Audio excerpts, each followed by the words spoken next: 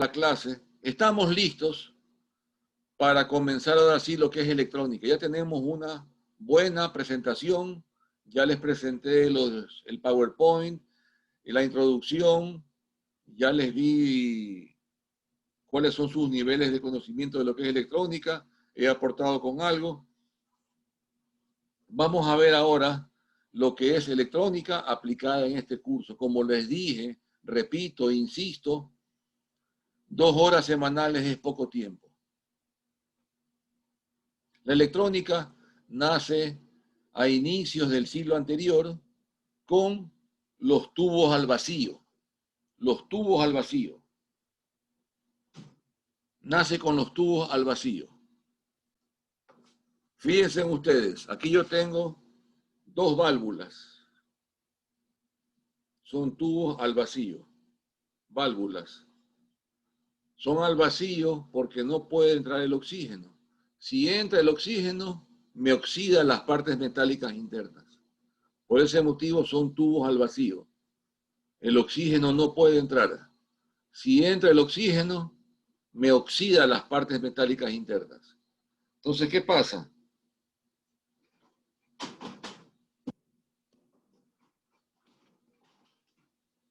¿Qué pasa?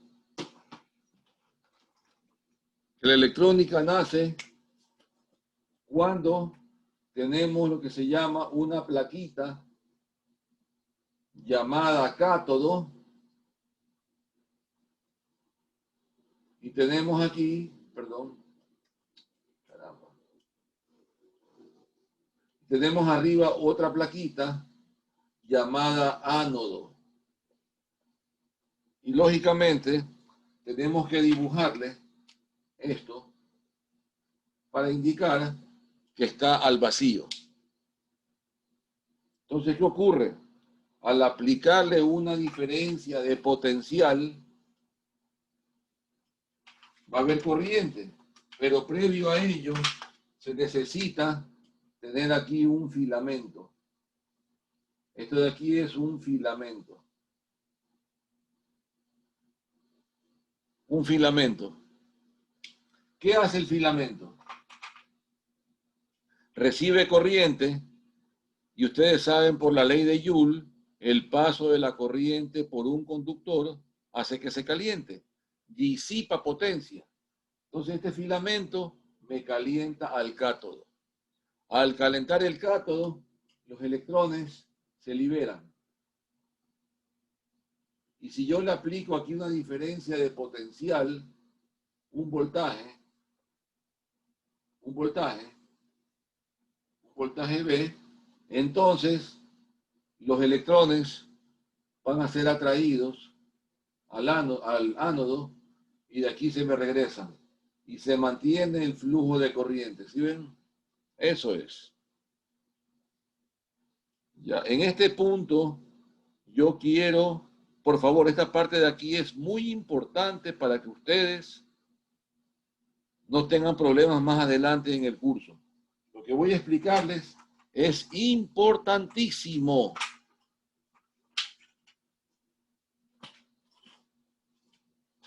¿Qué dice la ley de Ohm?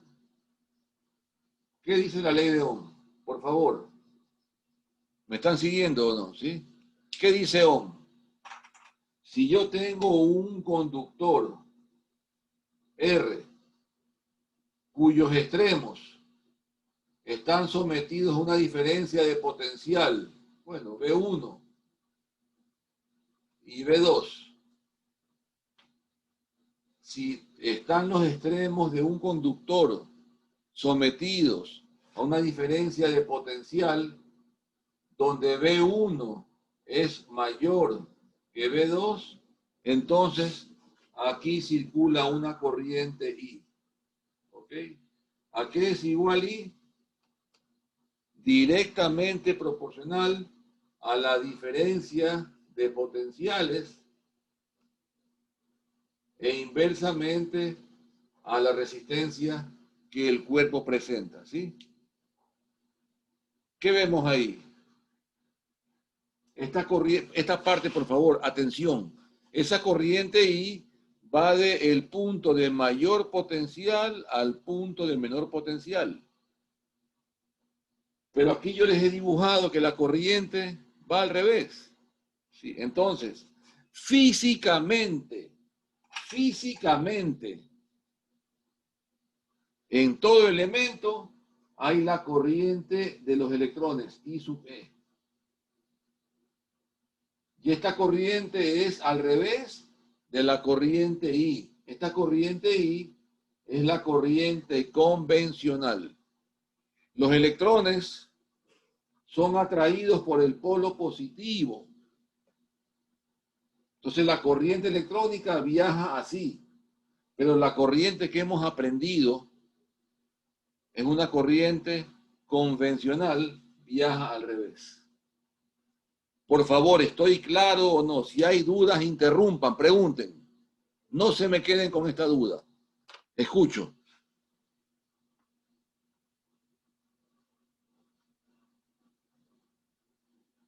Escucho.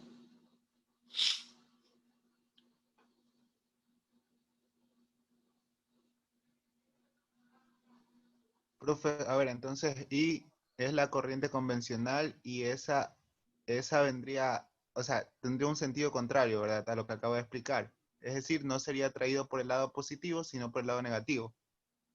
Sí, lo que pasa es, lo que pasa es que para poder, la corriente convencional es una corriente ficticia que la hemos inventado para poder entender cómo trabajan los circuitos. Realmente lo que circula en los elementos es la corriente de los electrones. ¿Sí? En todo lo que ustedes han aprendido en los cursos previos es esta corriente convencional que nos ayuda a poder analizar los circuitos. Pero realmente lo que circula en los elementos es la corriente electrónica, que se ve atraída por el polo positivo de la batería. Sí, como usted lo dice, es verdad. La corriente convencional se ve atraída por el polo negativo. ¿Ok? Entonces, en este curso vamos a seguir con la misma tendencia de que la corriente va del polo de mayor potencial al de menor potencial. Vamos a seguir usando la corriente convencional. Lo que yo explicaba esto de aquí para que ustedes entiendan cómo trabaja. Esto de aquí es lo que se llama el diodo. Este de aquí es el diodo básico, inventado hace 110 años. El diodo, que es un tubo al vacío. ¿Sí? El círculo rojo, recuerden, es porque está al vacío, es la cúpula de vidrio. Bueno, preguntas, dudas, preguntas. No se me queden con dudas, pregunten por favor.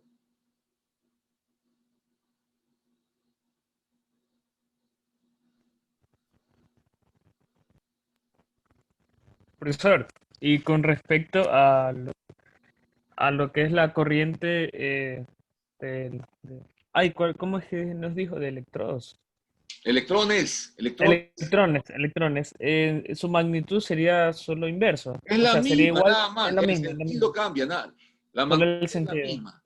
Es la misma. Ah, Cambia el sentido, nada más. O sea, realmente lo que circula en los elementos es la corriente de los electrones. Pero para análisis de circuitos usamos la corriente convencional, ¿sí? Que va del punto de mayor potencial al de menos potencial. O sea, vamos a seguir con esa tónica. Sino que yo para poder explicar los elementos voy a hacer el análisis con la corriente electrónica, pero es lo mismo. Ya usted lo dijo, la magnitud es la misma, únicamente cambia el sentido. ¿Sí? Y vamos a seguir usando la corriente convencional. ¿Sí? ¿Estamos claros? Ok.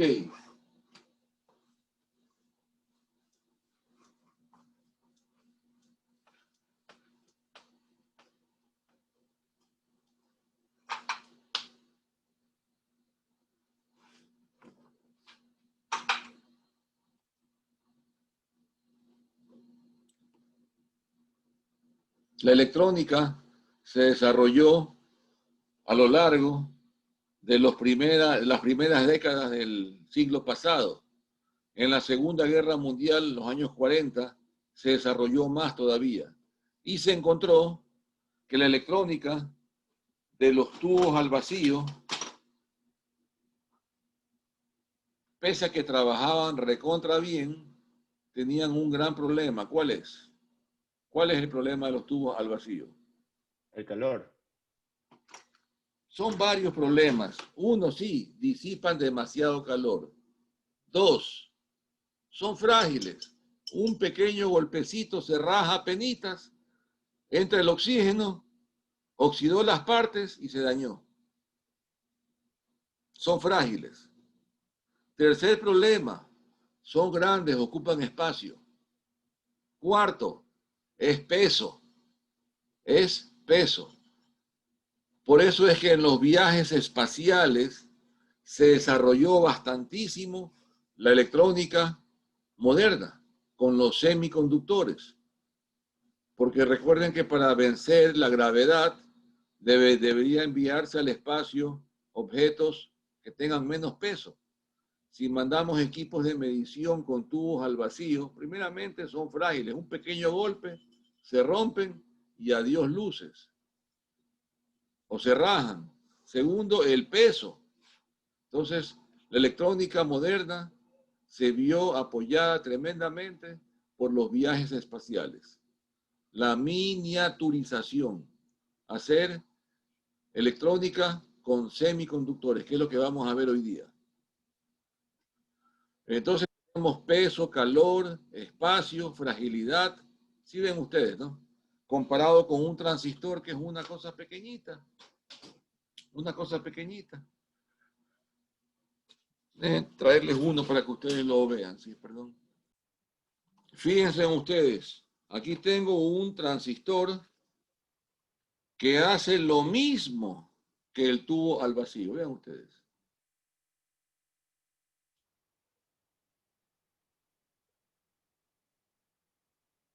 Comparen ustedes, por favor, las dimensiones. Si yo aflojo este tubo al vacío, lo dejo caer del escritorio al suelo, se me rompe.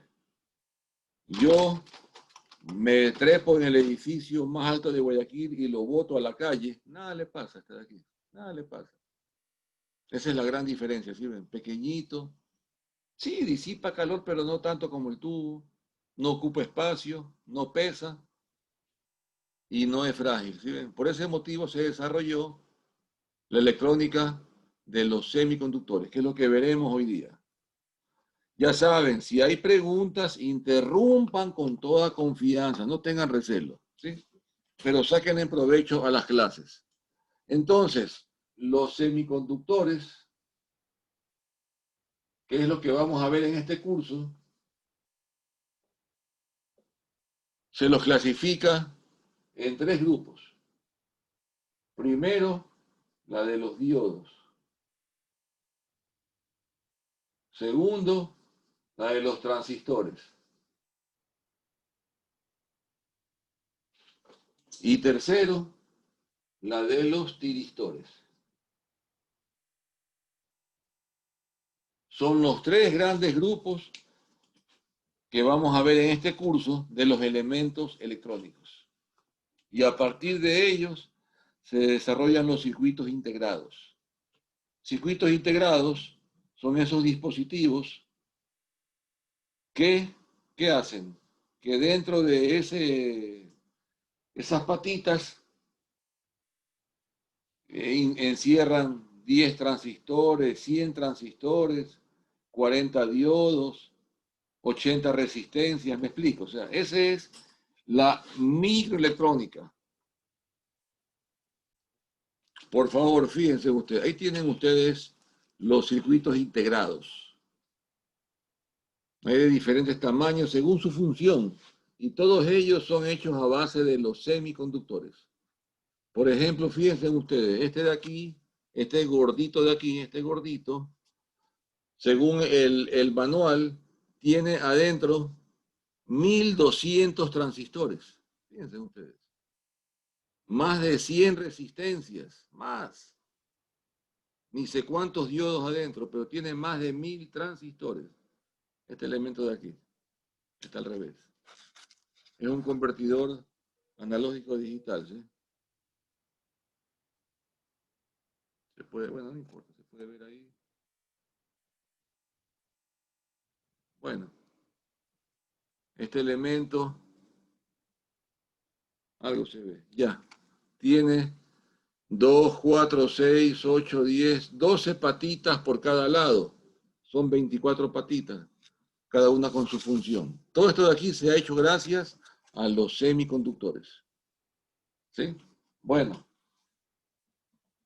entonces, vamos a ver de una manera muy ágil qué función cumplen los diodos. Los diodos van a permitir el paso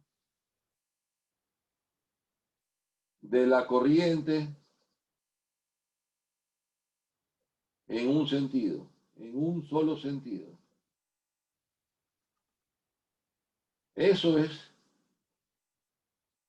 la función de los diodos. Los transistores tienen dos funciones. La primera función es de amplificar voltajes y corriente. Voltajes y corriente. Y la segunda, de trabajar como switch. Como switches. O sea, prendido y apagado. Y los tiristores tienen un comportamiento especial, nos van a permitir manejar, o sea, es una conducción controlada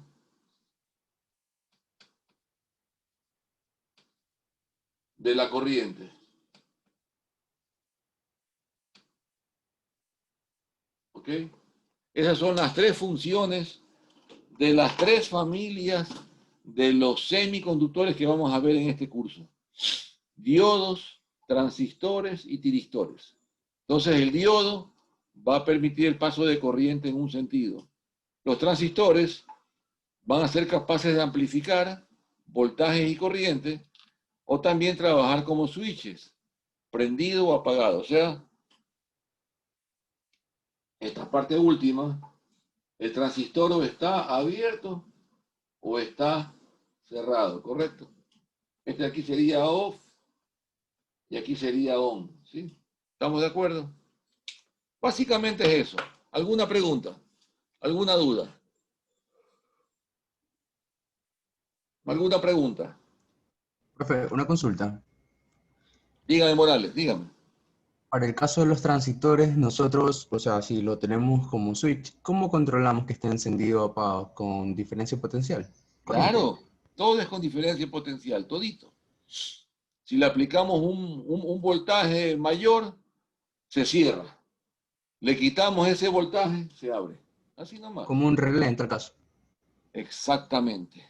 Profe, y una consulta, ¿y cómo yo los podría diferenciar entre su función de amplificar y que sea como un switch?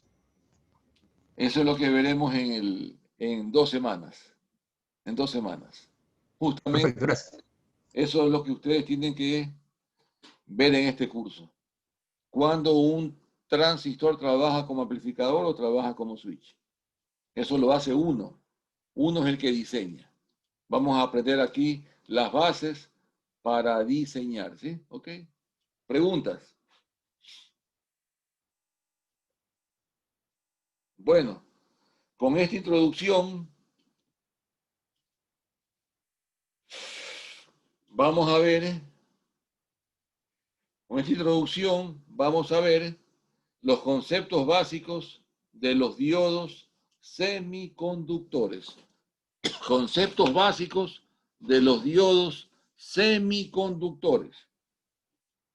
Ya, para comenzar,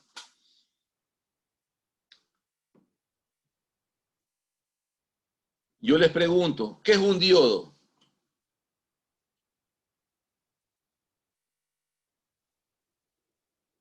Ustedes me pueden responder de la manera, la definición clásica y la definición etimológica.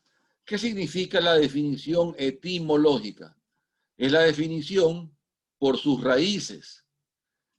¿Cuáles son las raíces de la palabra diodo?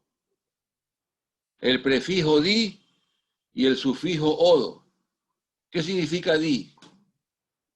2. ¿Qué significa odo? Terminal. Entonces el diodo es un dispositivo de 2 terminales. ¿Sí?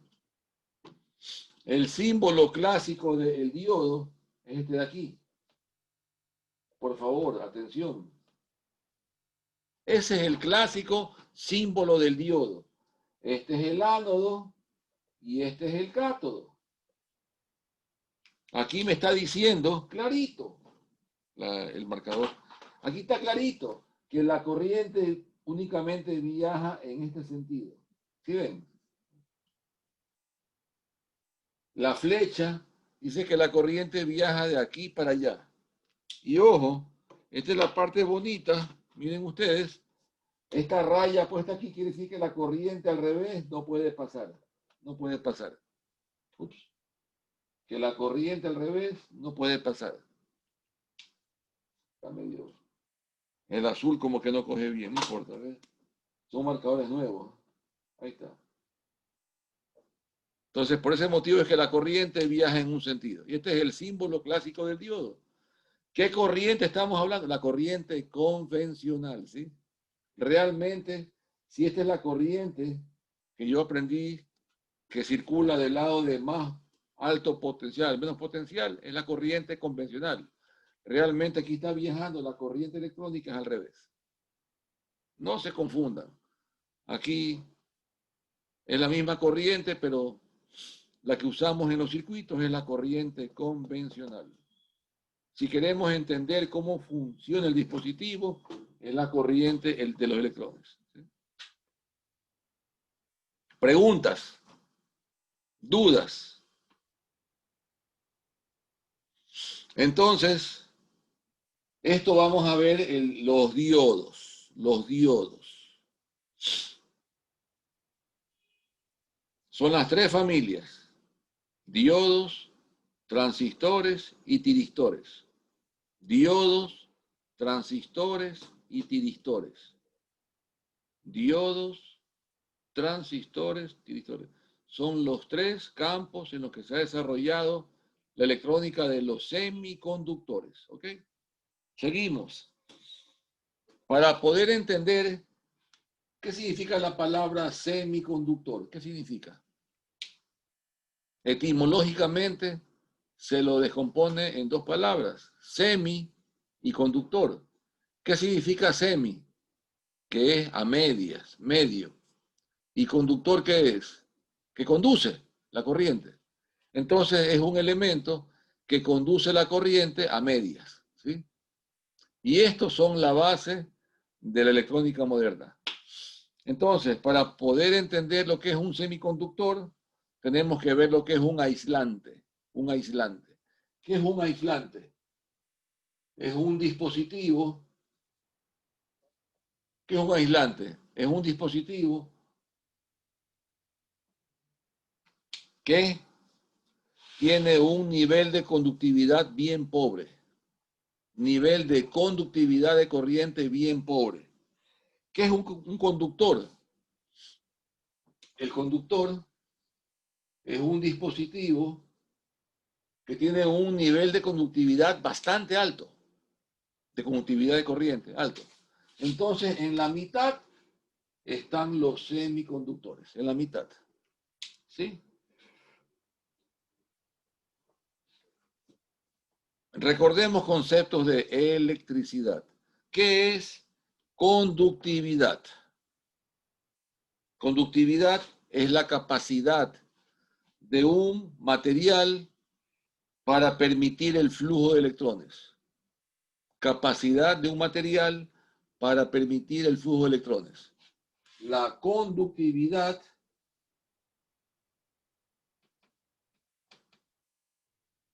su símbolo es la letra sigma. ¿Sí? Sigma. Lo opuesto es la resistividad. Su símbolo, la letra griega Rho. Está un poquito fea, ¿sí? Pongámosla más sexy ahí. Este es Rho, ¿sí? Este es Rho, ¿ya? Ok, Rho. Entonces, la conductividad y resistividad son las partes importantes.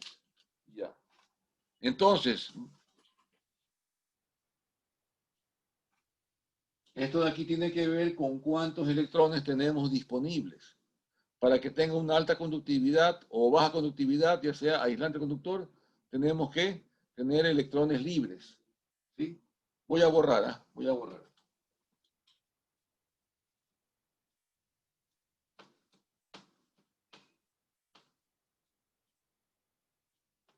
Voy a borrar, ¿ya? Fíjense ustedes, un conductor típico, el cobre, el cobre tiene un nivel de resistividad, Rho, que es igual 1 por 10 a la menos 6, son las unidades ohmios centímetros. Sí, aquí estoy poniendo, digamos, la parte de la resistividad. Recuerden ustedes que la resistividad es el inverso de la conductividad, ¿sí? O al revés. Esto es importante.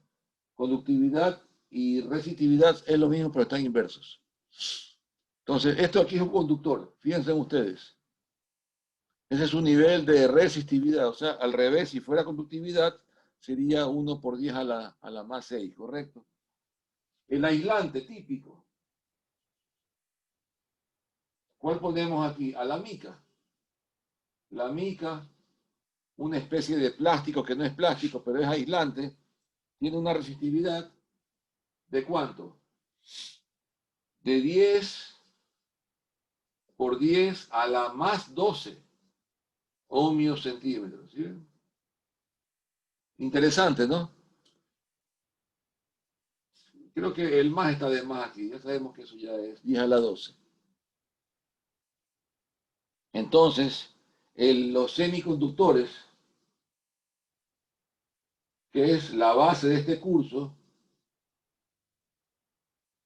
tenemos dos tipos de semiconductores que vamos a usar, pero solamente uno, pero son dos, el germanio y el silicio. El que más vamos a usar es el silicio. El germanio casi no se lo usa porque tiene muchas pérdidas. Pérdidas y depende mucho de la temperatura. Entonces el silicio es el que se usa para todo. El silicio. El silicio va a ser el semiconductor estrella. ¿Sí? El silicio, bueno, germanio tiene un Rho, germanio de 50, fíjense ustedes, 50 ohmios centímetros. Y el silicio tiene 50 por 10 a la 3. Yo aquí vería como que mejor es el germanio. ¿Por qué? Porque presenta más resistencia el silicio. Sí, el germanio sería el mejorcito, pero le dije que tiene pérdidas. O sea, en todo caso, el silicio va a ser el Maradona de los semiconductores. Todo lo que está hecho en su mayoría, un 90 y pico por ciento, a base de silicio. ¿Ya? ¿Ok? Preguntas. Vámonos a un concepto de física. Si yo tengo un elemento cilíndrico,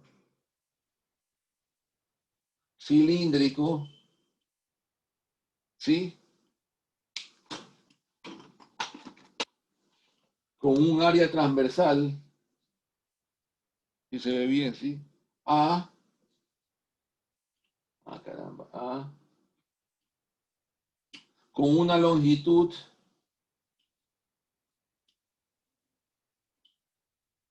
L,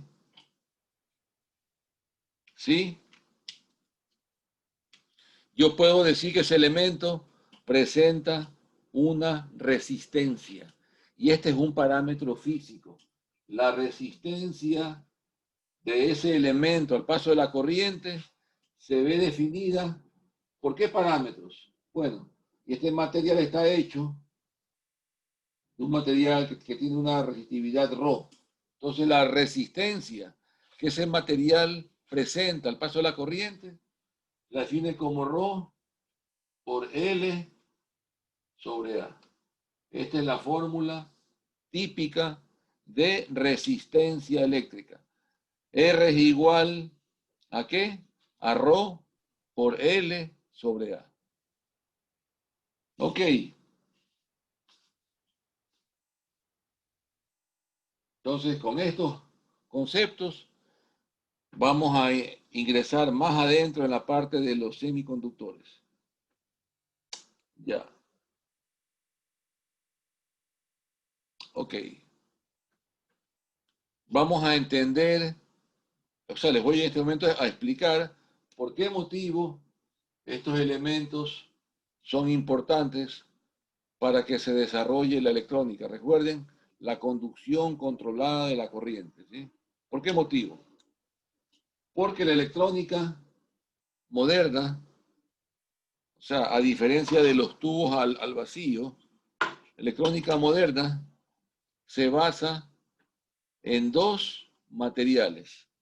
El material llamado tipo P y el material llamado tipo N. Sí, se ve ahí como que fuera positivo o negativo. Sí, está bien. P y N son los materiales que vamos a construir con los dispositivos, con los elementos semiconductores.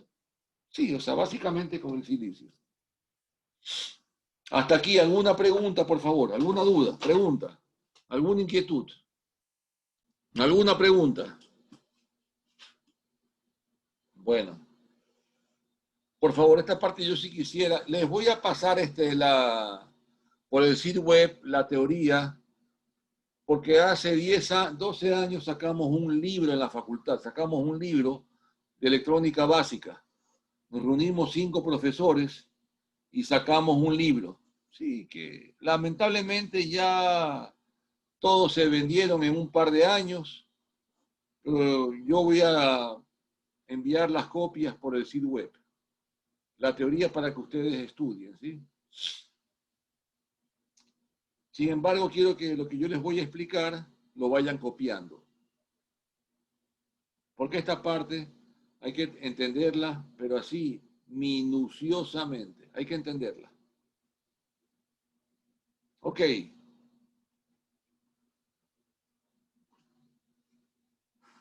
Borro.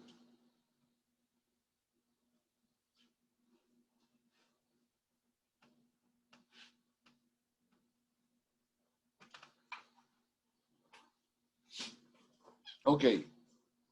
Podemos fabricar materiales de germanio y de silicio con un alto grado de pureza. Ustedes saben que el silicio, el germanio, se encuentran en la naturaleza y lógicamente no es que están ahí puros, están siempre mezclados con impurezas. Entonces hay laboratorios especializados que lo que hacen es quitarle cualquier impureza y dejar los materiales con un alto grado de pureza.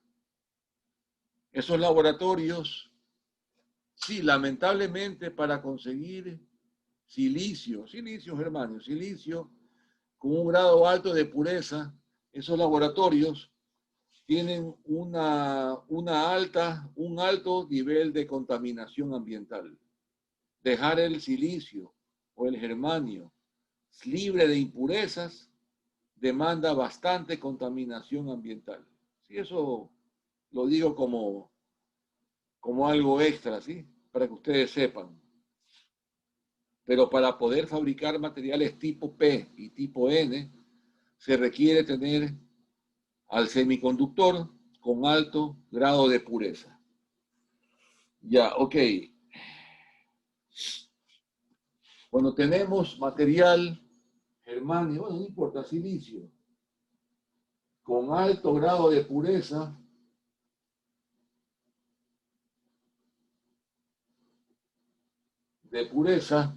se lo llama material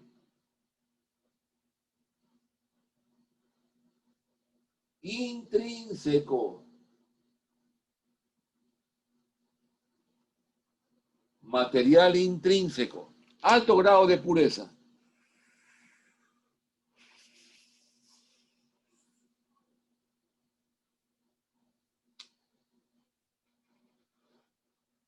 El silicio.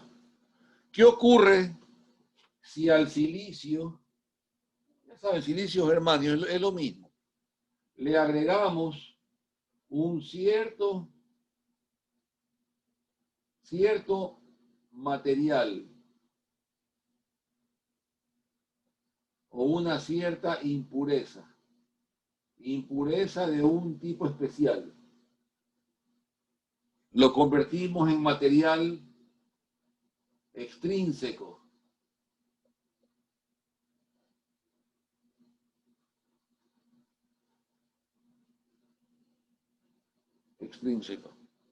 Ojo, aquí lo que hacemos es quitarle las impurezas que están en la naturaleza. Lo dejamos puro. Una vez que está puro, le añadimos cierto tipo de impurezas. ¿Sí? El silicio y el germanio tienen atómicamente algo muy especial. Su banda de valencia, en la parte atómica, banda de valencia, tienen 4 electrones. Por eso se los llama tetravalentes. Tetravalentes. Tienen 4 electrones orbitando en la banda de valencia. ¿Qué ocurre si le añadimos a este material con alto grado de pureza, le añadimos un material trivalente o le añadimos un material pentavalente? ¿Sí ven las dos diferencias? Si añadimos un material que tiene 3 electrones en la banda de valencia o le añadimos un material que tiene 5 electrones, vamos a producir el material tipo P o el material tipo N. Así de fácil.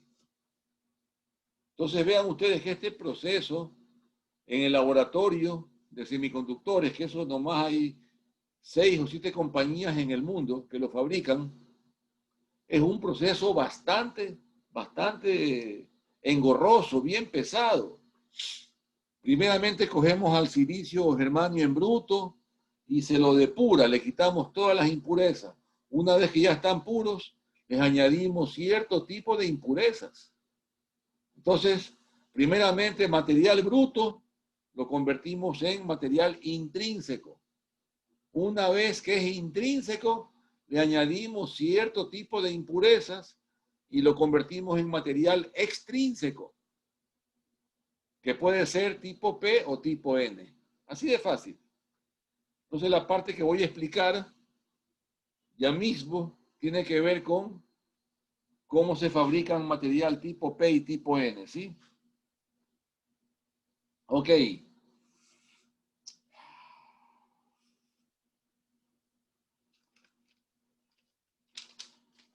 Vamos a ver un bosquejo de las bandas atómicas, las bandas de energía. Esto de aquí es energía. Creo que lo interrumpa. Tengo una pequeña consulta. Claro, Curiosidad. pregunte. Sí, es curiosidad. En tal caso, habría un desequilibrio electrónico. Entonces, lo que me hace suponer es que la diferencia entre ellos está entre ceder o recibir electrones. Exactamente, es lo que les voy a explicar en este momento. Exactamente. Con el pentavalente nos Muy está amable. faltando uno. Con el trivalente nos está faltando uno. ¿Sí ven? Ya, muchas gracias, muy amable. No, está bien, pregunte nomás. Correcto, está bien. Entonces miren ustedes, en un átomo, aquí, o sea, tenemos aquí abajo, tenemos el núcleo. Aquí tenemos, digamos, las diferentes bandas de energía, ¿no? Entonces aquí tenemos, esta de aquí es la banda de valencia. Esta es la banda de valencia. Esta de aquí esta es la zona prohibida.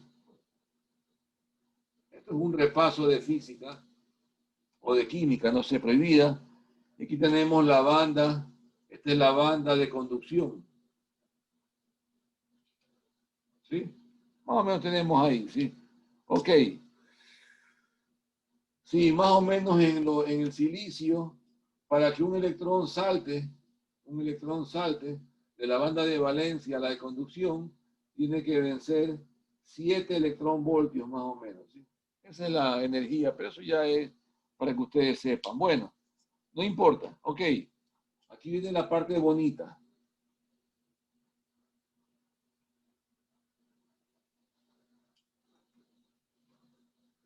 Presten atención que lo que su compañero preguntó lo voy a explicar en este momento.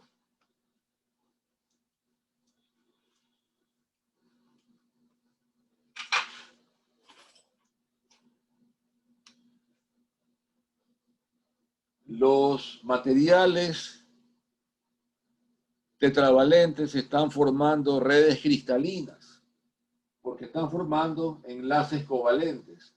Esto de aquí es silicio, silicio, silicio, silicio, silicio.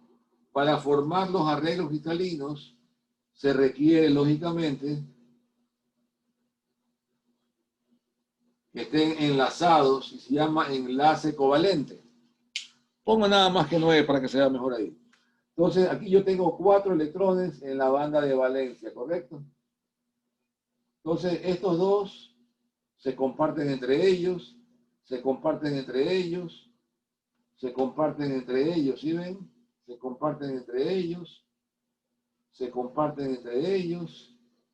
Ahí están compartidos, están compartidos, están compartidos, están compartidos. Se llaman enlaces covalentes, ¿correcto? ¿Estamos de acuerdo o no? ¿Sí?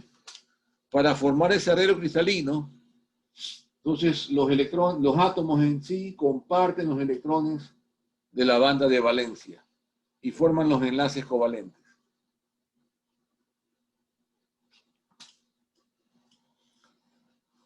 ¿Cuándo decimos que un átomo es eléctricamente neutro?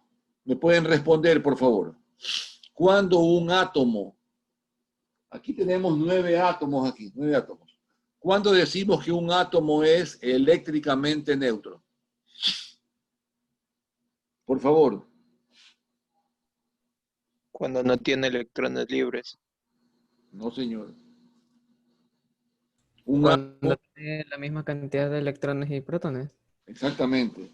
Cuando el núcleo y los electrones, o sea, en el núcleo están los protones y están orbitando los electrones cuando el número de protones es igual al número de electrones. ¿Sí? ¿Estamos de acuerdo? Ahí decimos que el átomo es eléctricamente neutro. ¿Cómo se llama cuando un átomo gana o pierde un electrón? Ya no es eléctricamente neutro. ¿Cómo se lo llama? Cuando un átomo ha ganado un electrón o cuando ha perdido un electrón. ¿Cómo se llama?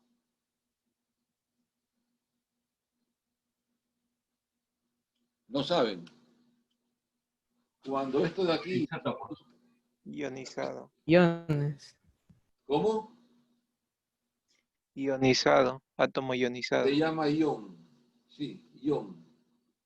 Cuando no se cumple esa igualdad, decimos que se ha formado un ión, ya sea positivo o negativo, ¿sí? Cuando ha perdido. En este caso, tenemos un pocotón de átomos de silicio que son eléctricamente neutros. ¿Qué decimos del material en sí? ¿Se mantiene eléctricamente neutro o no?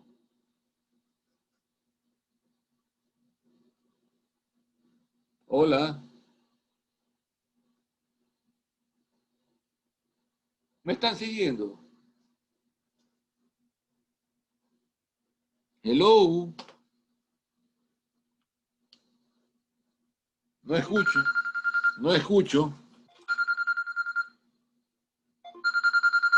No escucho.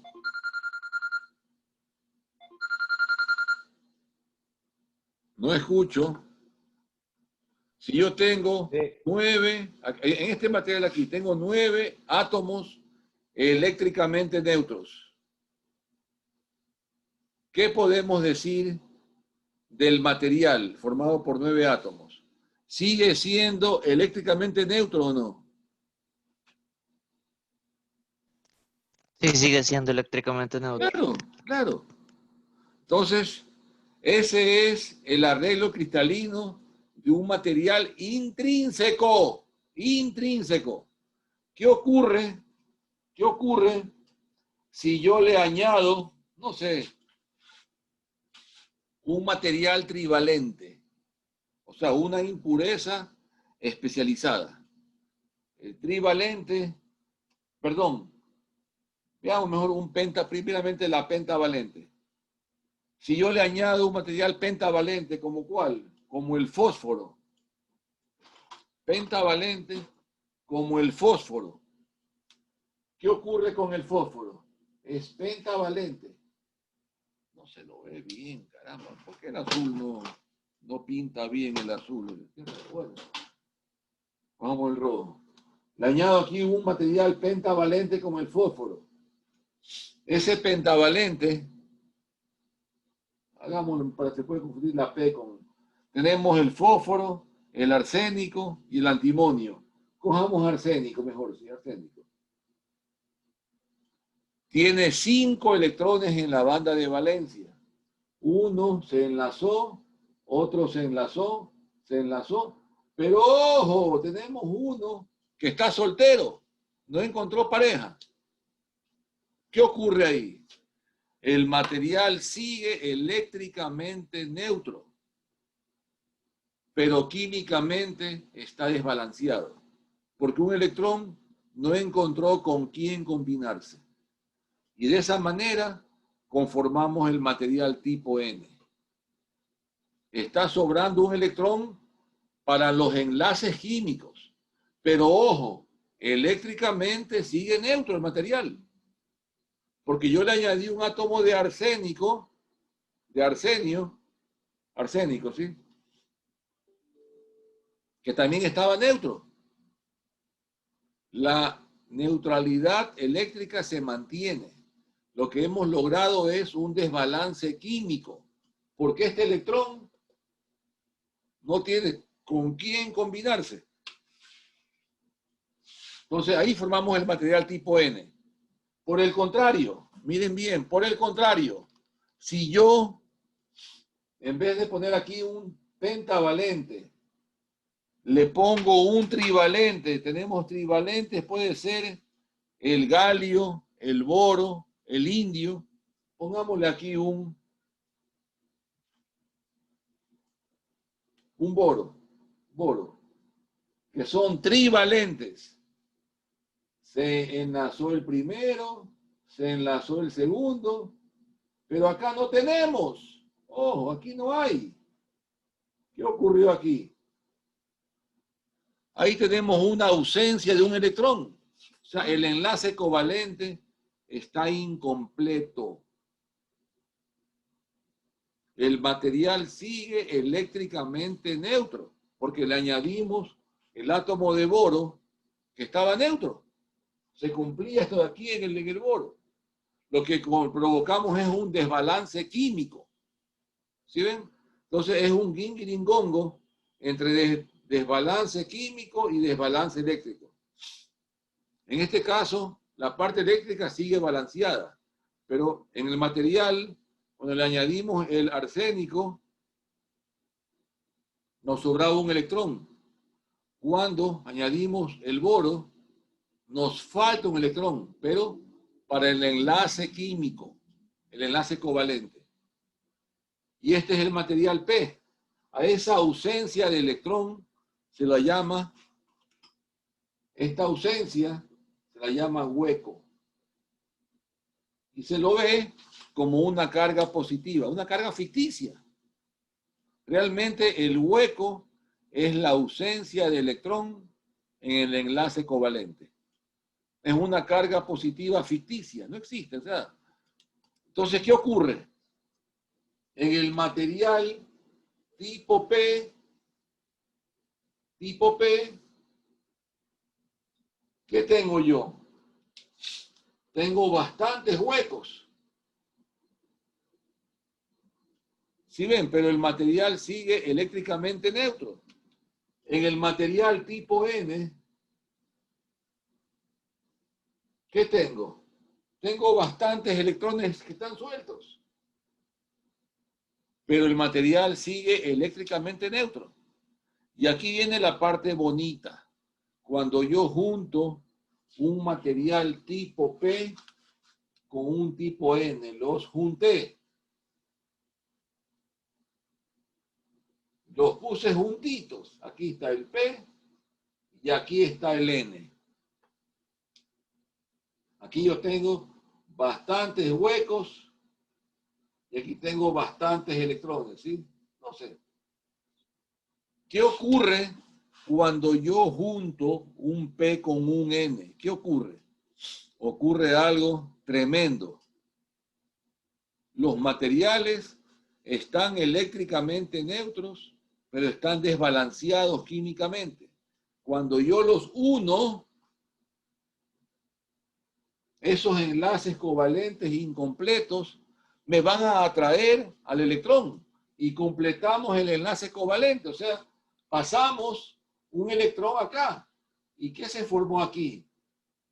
Se formó un ion negativo en la frontera del P. ¿Sí ven? ¿Por qué? Completamos el enlace covalente, pero ese electrón que ocupó ese espacio me está volviendo negativo al material. Me vuelve negativo a este átomo. Y asimismo, el que me entregó ese electrón se convierte en un ion positivo. ¿Sí me explico? ¿Está claro o no? Si fuese algo de película, tenemos igual cantidad de portadores, huecos y electrones aquí. Si yo los uno, todos los electrones ocuparían todos los huecos, pero no ocurre eso ahí. ¿Por qué motivo? Porque si estamos formando iones, aquí se está produciendo una diferencia de potencial. Aquí se ha formado lo que se llama un dipolo eléctrico,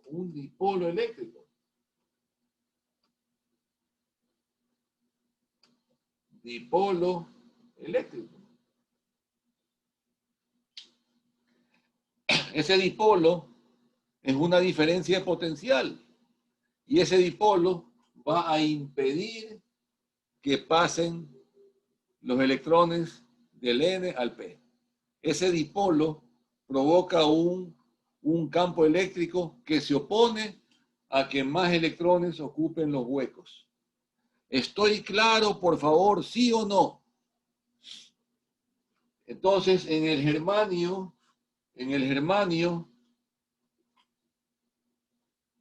sí, ese dipolo conforma lo que se llama el potencial de barrera. Un potencial de barrera que impide que más electrones pasen a ocupar los huecos.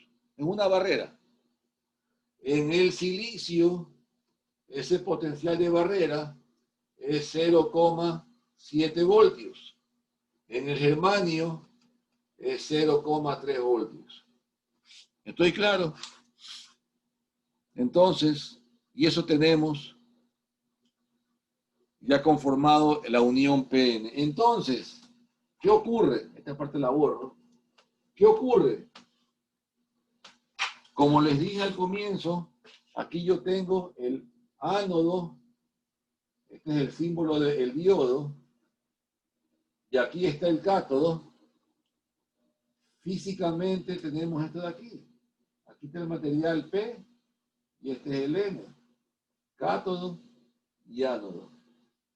¿Qué les parece? Y tenemos ahí el diodo. ¿Qué ocurre? Si yo le aplico, miren bien por favor, ¿eh? Yo le aplico una diferencia de potencial aquí. Este es el ánodo, este es el cátodo. Yo aplico una diferencia, un voltaje de ánodo. Y aquí voltaje cátodo. Si yo digo voltaje de ánodo es mayor que voltaje de cátodo, ¿qué ocurre? Que van a atraer más electrones. Van a lograr pasar y vencer este potencial de barrera. Entonces, como les dije, si ven, la corriente electrónica va para allá. Entonces, va a haber más corriente por aquí. Al revés, ¿sí ven? La corriente convencional. Entonces, la corriente en el diodo viaja de ánodo a cátodo. ¿Qué ocurre si yo hago al revés ahora? Voltaje de ánodo es menor que voltaje de cátodo. ¿Qué pasa? Si este de aquí es menor que el de acá, entonces los electrones se van a ir para acá y los huecos para acá, ¿me explico? Y esta región se me va a ensanchar. No va a haber corriente, porque este potencial de barrera va a crecer más. Entonces la corriente al revés no va a ocurrir. Para terminar la clase, la explicación, entonces yo tengo, si grafico corriente versus voltaje, corriente, digámosle aquí la corriente I y aquí voltaje ánodo cátodo. Recuerden, voltaje, según nomenclatura de redes, es voltaje de ánodo menos voltaje de cátodo. Ojo. Nomenclatura. Si yo aplico un voltaje donde el ánodo es mayor que el voltaje de cátodo, sí va a haber corriente. Vencemos, si es silicio, el 0,7 voltios y el diodo conduce. Si está al revés ese voltaje, negativo el voltaje, no va a conducir. ¿Sí? Y dos cosas últimas para rematar. Si yo me excedo de cierta corriente, una corriente máxima, una I máxima, el diodo se me quema. Si yo me excedo de cierto voltaje, el diodo se me quema. ¿Por qué?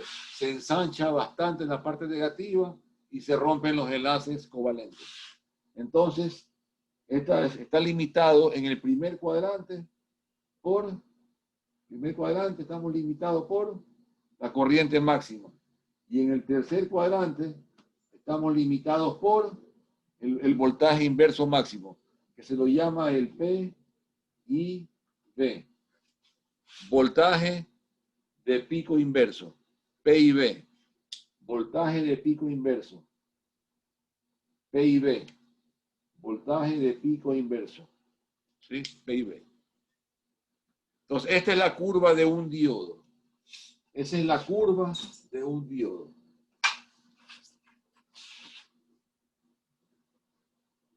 Corriente y voltaje. El diodo funciona ahí cuando superamos el 0,7 para silicio o inversamente, tenemos ahí, hasta que llegamos al PIB, que se quema, ¿sí? Esa es la curva de un diodo. Mejor se vería así, ¿sí? Primer cuadrante conduce, tercer cuadrante no conduce. ¿Sí ven? Entonces, cuando conduce el diodo en un sentido, sí se lo puede ver también como un switch. Si voltaje ánodo, cátodo, es mayor que 0, el diodo se comporta así. Y si el voltaje ánodo-cátodo es menor que 0, el diodo no conduce, ¿sí? También es un switch. Claro, este switch está aquí. Este switch, lógicamente, aquí caerían 0,7 voltios, ¿no? ¿Estamos claros? Por favor, ¿alguna pregunta? Voy a enviarles la teoría ahora más tarde por sitio web. Quiero que ustedes estudien, porque la siguiente clase vamos a meternos de lleno a estudiar circuitos con diodos. Lo mismo que ustedes vieron en el curso de electricidad, van ustedes a verlo ahora, pero con elementos electrónicos, el diodo. Van a ver ustedes que el comportamiento es diferente a como lo vieron ustedes en el curso previo. Hasta aquí, ¿alguna pregunta? ¿Alguna duda? ¿Alguna inquietud? ¿Alguna duda? Pregunta.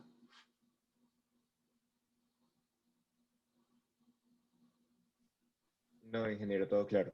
Todo claro, ¿no? Bueno, entonces, estén pendientes que voy a mandarles algún deber, la lección, o sea, para que estudien, y el lunes les tomo una lección oral sobre lo que les voy a enviar hoy día. El que no me responde, ya sabe, tiene puntos menos, ¿eh? ¿Ok? Así que por favor vénganse estudiando lo que voy a enviarles hoy día, que es tomado del libro que publicamos hace 14 años, ¿sí? Bueno, preguntas, dudas. Profe, una pequeña duda. Hola, profe. Le escucho, dígame, Nacipucha, Sí, dígame. físicamente, ¿por qué no era posible la transmisión, o sea, el flujo de corriente en sentido contrario? ¿Por qué? Por lo que dijimos, los electrones se ven atraídos por el polo positivo. Si este voltaje ánodo-cátodo, ¿sí ven? El cátodo es mayor que el ánodo, entonces los electrones van a verse atraídos, y para verse atraídos, entonces comienzan a arrancarles, se ensancha esta región, se ensancha. ¿Por qué? Porque en vez de que pasen para allá, se van es para acá.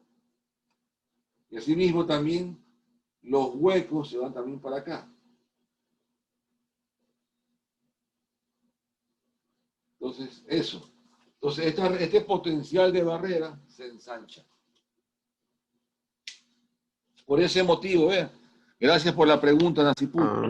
Por ese motivo, a esta región de aquí, la región del potencial de barrera, donde está, digamos, aquí ya el dipolo formado, se lo llama región, gracias, de agotamiento. Agotamiento. Se lo llama así.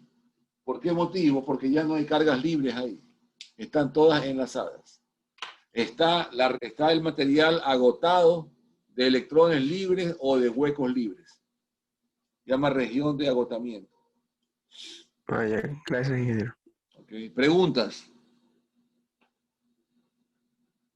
Sí, para terminar la clase, por favor, pónganle en cariño a la electrónica, es una materia bonita, más allá de bonita, es lo que nos está rigiendo, como les dije al inicio del curso, está rigiendo nuestra vida actual. Todo es a base de la electrónica, todo, bueno, casi todo, pero más del 90%, todo. Las computadoras, gracias a quién? Electrónica. Internet, electrónica. Todo, o sea, telecomunicaciones, celulares, todo es electrónica. Así que pónganle en cariño esta materia, ¿sí? Si no hay dudas, continuamos entonces el día lunes siguiente.